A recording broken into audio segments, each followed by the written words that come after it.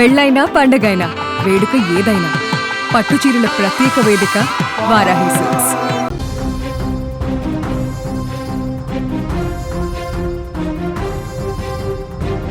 ఇటీవల ములుగు పరకాలలో పర్యటించిన సీఎం రేవంత్ రెడ్డి ప్రస్తుత పరకాల ఎమ్మెల్యే రేవూరి ప్రకాష్ రెడ్డిని మరొకసారి భారీ మెజారిటీతో గెలిపించాలని అక్కడి ఓటర్లకు పిలుపునిచ్చిన విషయం తెలిసిందే.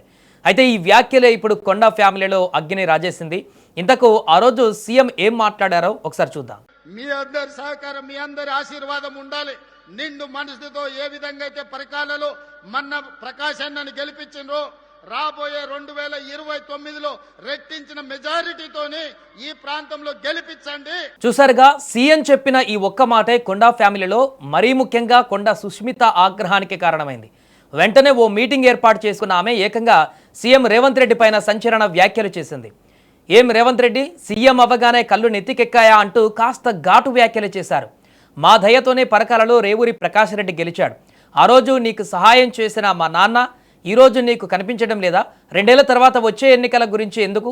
రేవూరి ప్రకాష్ రెడ్డిని ఇప్పుడే రాజీనామా చేయమను. రేవంత్ రెడ్డి వచ్చి ప్రచారం చేసిన రేవూరి ప్రకాష్ రెడ్డి గెలవడు అంటూ కాస్త ఆవేశంతో మాట్లాడారు. ఇంతకు కొండ సుష్మిత కూడా ఏం మాట్లాడారో ఆమె మాటలోనే విందాం.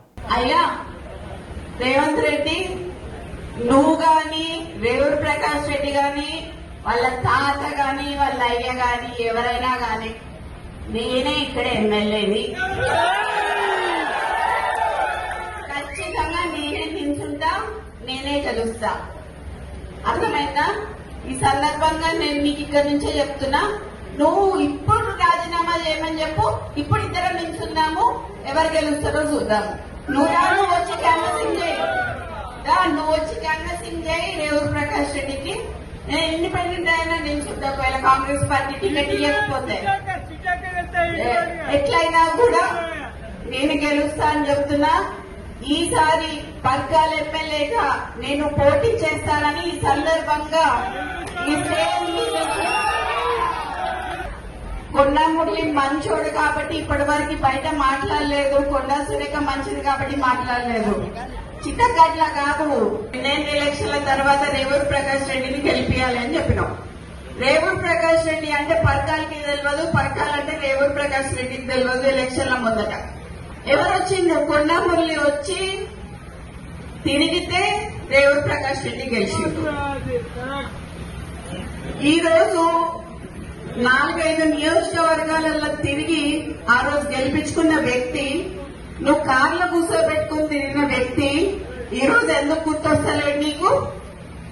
అంటే ముఖ్యమంత్రి అయితే కళ్ళు నెత్తికెక్కినాయా అని అడుగుతానా నేను నిన్ను? నాకు భయం లేదు. ఇవాళ పోతే రేపు 2 నాకు. ఎందుకు అని అంటే నా బిడ్డ, నా కొడుకు ఎవరైనా చూసుకుంటారు వాళ్ళని. నేను ప్రజల కోసం పనిచేసేదాన్ని, నేను ప్రజల మధ్యలో ఉండేదాన్ని.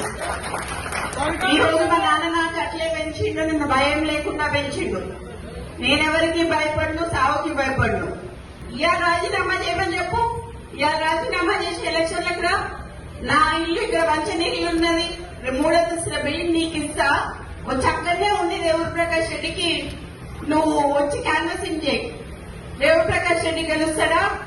లేకపోతే కొండ కుటుంబంలో ఎవరి నుంచి గెలుస్తాడా?